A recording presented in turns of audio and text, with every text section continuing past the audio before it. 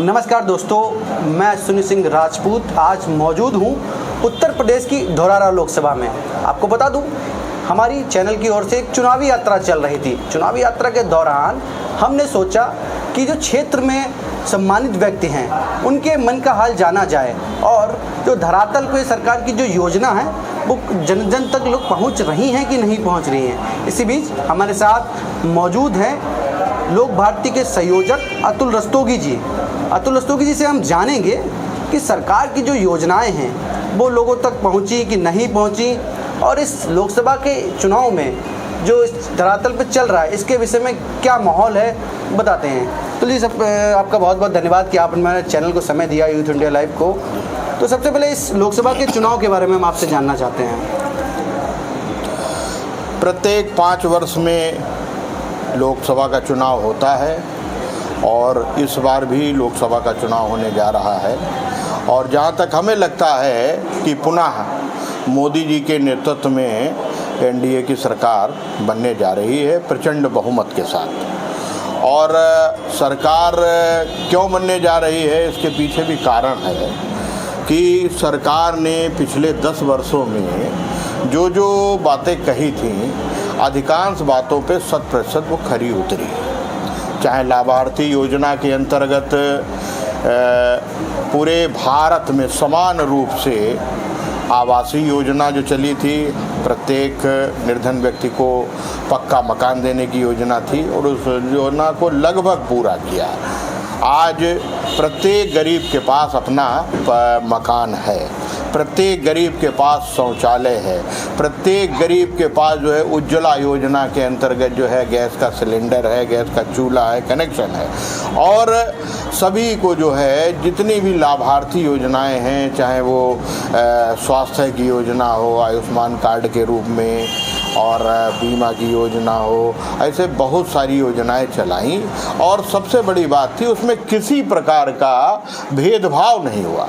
पूर्ववर्ती सरकारों में एक तो पूरा काम नहीं होता था और काम होता भी था तो अपने दल विशेष के लोगों को ही जो है लाभ पहुंचाया जाता था।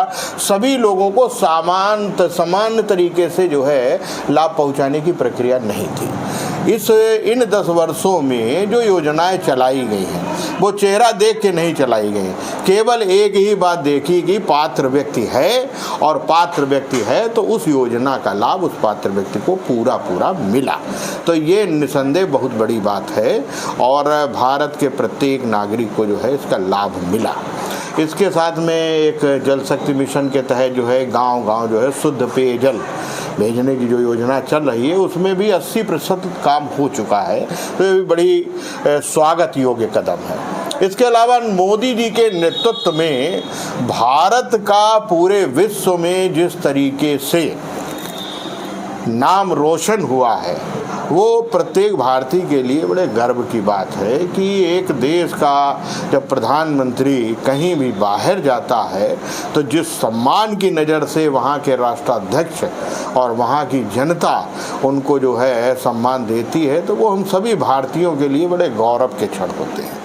इसके अतिरिक्त जहाँ तक देश की सुरक्षा की बात है कि देश में पहले आए दिन आतंकवादी घटनाएं होती थीं, आए दिन दंगे होते रहते थे और कोई न कोई अप्रिय घटनाएं होती रहती थीं, कहीं बम विस्फोट हो रहा है, तो वो सभी घटनाएं धीरे धीरे समाप्त हो गई और देश में धारा 370 हटाई गई। तो धारा 370 हटाने के बाद हम लोगों के मन में बड़ी एक पीड़ा रहती थी कि एक देश में 2-2 विधान 2-2 निशान ये कैसे चल रहे हैं। तो हम लोगों में बड़ा कौतूहल रहता था कि ये कब हटेगा और क्यों ये लागू कर दिया गया है। तो मोदी जी के नेतृत्व में 370 की जो धारा थी और 35 से इसको हटाया गया।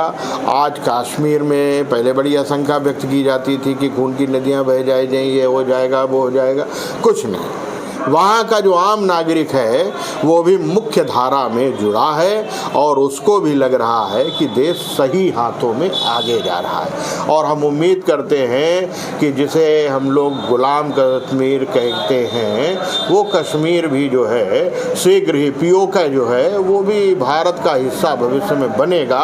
ये हम सभी भारतवासियों की दिली इच्छा है। सर, हम एक बात आपसे ये भी जानना चाहते हैं, ठीक है सरकार अच्छा कार्य कर रही है, सरकार की योजनाएं धरातल तक पहुंच रही हैं, लेकिन जब इस लोकसभा की बात करी जाए, जो धौरारा लोकसभा की सीट है, कहा जाता है एक त्रिकोणीय मुकाबला है। और इसमें एक ये भी चीज़ देखने को मिल रही है कि अभी तक जो हाथी बहुजन समाजवादी पार्टी से जो शख्स आए हैं वो भाजपा का ही एक हिस्सा था, और जब देखा कि टिकट का आला पला रहा तो भाजपा का दामन छोड़कर बसपा में आ गए। और अब कहीं ना कहीं एक सीट त्रिकोणीय मुकाबले में सामने नजर आ रही है, तो इसके वे में आप क्या कहना चाहते हैं इस सीट के मामले में? और एक ये भी मामला देखा गया है, अभी तक लगभग चुनाव को अभी समय है, नामांकन भी दर्ज हो चुका है और लगातार वीआईपी को इस सीट पर दौरा भी हो रहा है। उप मुख्यमंत्री भी आ चुके हैं, ऊर्जा मंत्री भी आ चुके हैं, अभी राजनाथ सिंह के नामांकन दिन पहुंचे थे। इस पर क्या देखना चाहते हैं कि लगातार वीआईपी मंत्रियों का दौरा हो रहा है इस लखीमपुर खीरी में? देखिए, ये हम सभी के लिए बड़े सौभाग्य का विषय है कि श्रीमती रेखा अरुण वर्मा इस क्षेत्र से 2 बार चुनाव जीती हैं और वर्तमान में सांसद के अतिरिक्त वो भारतीय जनता पार्टी जैसी राष्ट्रीय पार्टी की राष्ट्रीय उपाध्यक्ष हैं। तो ये हम सभी के लिए कहीं ना कहीं पे बड़े गौरव की भी बात है कि हमारे क्षेत्र का कोई भी व्यक्ति इतने बड़े पद पे पहली बार पहुंचा है। इससे पहले कभी भी कोई राष्ट्रीय उपाध्यक्ष पद पे नहीं पहुंच पाया, तो हम लोगों के लिए गौरव की बात जी।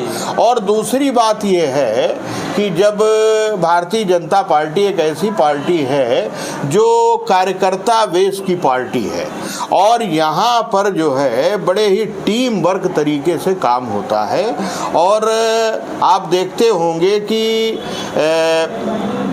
नीचे से लेकर के ऊपर तक जो चुनाव का प्रबंधन है वो भारतीय जनता पार्टी से अच्छा किसी भी दल में नहीं है। यहाँ पर बूथ लेवल तक के कार्यकर्ता अपनी अपनी जिम्मेदारी को समझते हैं और उस जिम्मेदारी को समझते उन्हें मालूम है कि हमें क्या करना है, हमारा दायित्व तो क्या है। तो बड़े ही टीम वर्क तरीके से काम हो रहा है।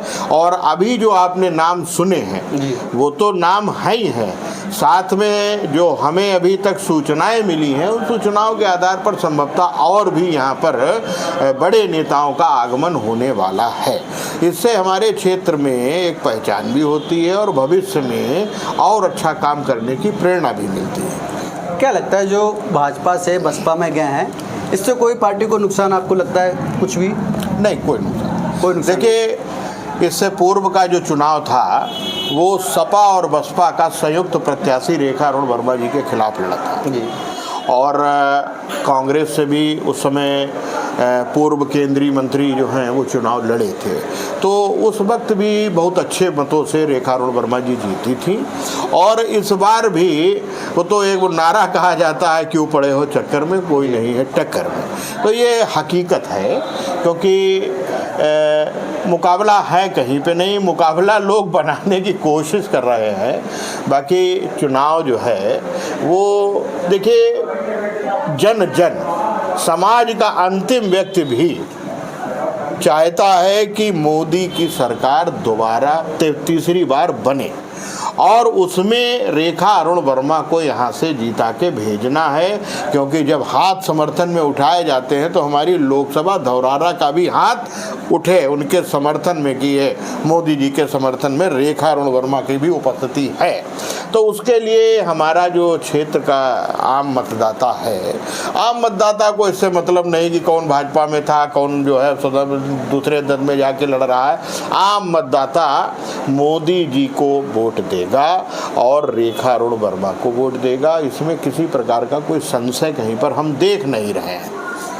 एक बात और सोशल मीडिया पर तमाम चीज़ें देखने को मिलती हैं, कहा जाता है पार्टीवाद और जातिवाद। तो इस बार जातिवाद के नाम पे चुनाव लड़ा जा रहा है, विपक्ष जो कह रहे हैं जातिवाद के नाम पर चुनाव लड़ रहे हैं, और एक तरफ रही रेखा वर्मा पार्टी के नाम पर वोट लड़ रही है। पार्टी आज भी लगातार उनके इंटरव्यूज़ वगैरह देखते हैं तो पार्टी वट और सर्वदल की बात करती है, लेकिन जो विपक्ष है वो लगातार एक जातिवाद का नाम लेके वोट मांग रही है। तो इस पर आप क्या कहना चाहते हैं? देखिए अश्विनी जी, वर्तमान में इंडी गठबंधन के पास अब कहने के लिए कुछ भी बचा नहीं। मोदी जी का जो कुशल नेतृत्व है और जो भारतीय जनता पार्टी की सोच है कि शीर्ष से लेकर के समाज के अंतिम पायदान तक के व्यक्ति तक का समान रूप से विकास हो और उसमें जाति का कहीं पर कोई जो है, मोदी जी ने भी कहा है कि हमारी केवल 4 जातियां हैं जी।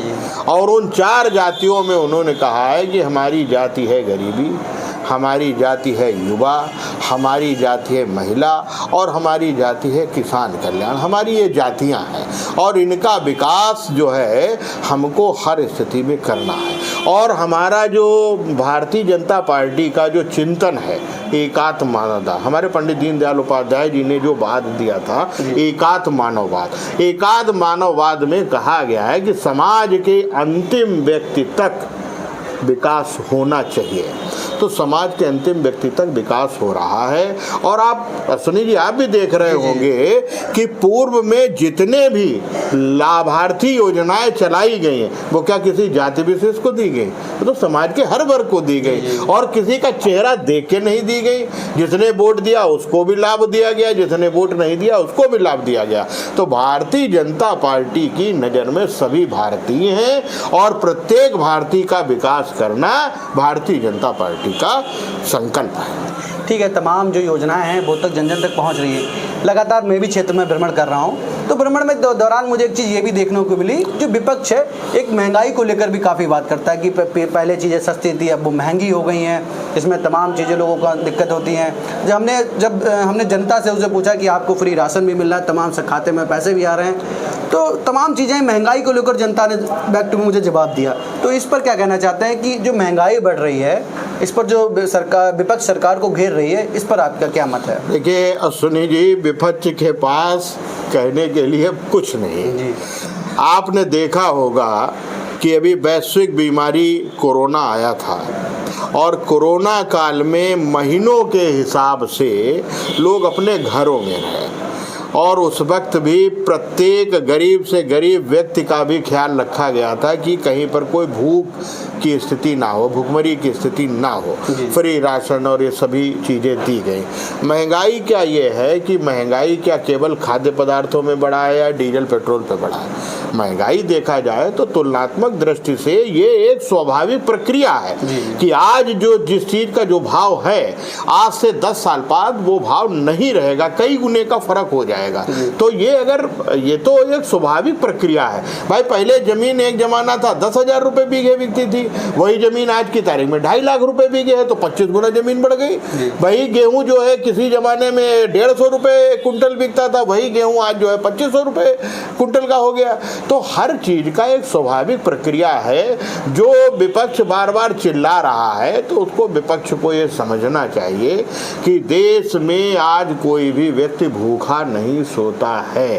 प्रत्येक व्यक्ति को भोजन की व्यवस्था है, प्रत्येक व्यक्ति को कपड़े की व्यवस्था है, प्रत्येक गरीब से गरीब परिवार को भी जो है उसका अपना पक्का आवास देने की व्यवस्था हुई, उसमें दिए गए सभी को। तो ये सब व्यवस्थाएं होने के बाद भी और छदम रूप से अब महंगाई है महंगाई, तो अब आम आदमी बहुत होशियार हो गया है और आम आदमी देख रहा है कि हमारा हित कहाँ है। तो जो आम आदमी है वो देखता है कि मोदी जी जैसा संत, कर्मयोगी और राष्ट्र सेवक ये बहुत पीढ़ियों के बाद आते हैं, तो वो कोई भी व्यक्ति मोदी जी को छोड़ने वाला नहीं। और मोदी जी का ही प्रतिनिधित्व रेखा अरुण वर्मा जी धौरारा क्षेत्र से करेंगी, इसलिए रेखा अरुण वर्मा को हर आदमी अपना समर्थन देगा। अंतिम सवाल हमारा आपसे ये है कि 2014 का चुनाव रहा और 2019 का चुनाव रहा, अब 24 का है। पिछले चुनाव में रेखा वर्मा करीबन 1.5 लाख प्लस वोटों से जीती थी। इस 24 के चुनाव में कितने मतों से जीत आप देख रहे हैं? हमें जो संकेत आ रहे हैं उस हिसाब से रेखा अरुण वर्मा इस बार लगभग 2.5 लाख वोटों से धौरारा क्षेत्र से जीतेंगी, क्योंकि जिस तरीके का लोगों ने मन बना रखा है, विपक्ष का इंडी गठबंधन बहुत कुछ कहता रहता है लेकिन उस पर आम जनता को उससे कोई लेना। आम जनता आज जो है देश में सही मायने में लोकतंत्र है और कोई भी मतदाता किसी के बहकावे में अब आने वाला नहीं है। मतदाता स्वयं देखता है कि हमको किसके साथ जुड़ने में सीधा लाभ हो रहा है। ये वही इंडी गठबंधन और कांग्रेस है जिसके उस समय के प्रधानमंत्री स्वर्गीय राजीव गांधी जी ने कहा था कि विकास कार्यों का 85% पैसा जो है पात्र व्यक्तियों तक पहुंच ही नहीं पाता है, मात्र 15 पैसा पहुंचते हैं 1 रुपए में। तो ये उस जमाने की बात है। आज मोदी जी के कुशल नेतृत्व में लाभ का 100% लाभ लोगों को मिल रहा है, तो आदमी वो देख रहा है, वो किसी के बहकावे में आने वाला नहीं है। जी। तो हमारे साथ मौजूद थे लोक भारती के संयोजक अतुल रस्तोगी जी। चुनावी यात्रा में हमने इनका मत जाना कि कैसा है क्षेत्र लोकसभा का माहौल, और तमाम बातें अतुल रस्तोगी जी ने हमारे समक्ष रखी और जनता के समक्ष रखी। तो बहुत बहुत धन्यवाद सर अपना समय देने के लिए, और इस लोकसभा के तमाम जुड़ी खबरें हम आप तक ऐसे ही पहुंचाते रहेंगे, छोटी से बड़ी खबरें। अगर आपके भी कोई सवाल हैं तो हमें कमेंट बॉक्स में ज़रूर भेजिएगा, जिससे वो सवाल हम आपके जनप्रतिनिधियों तक पहुँचा सकें। बहुत बहुत धन्यवाद। बने रहिए हमारे साथ यूथ इंडिया लाइव। जय हिंद, जय भारत।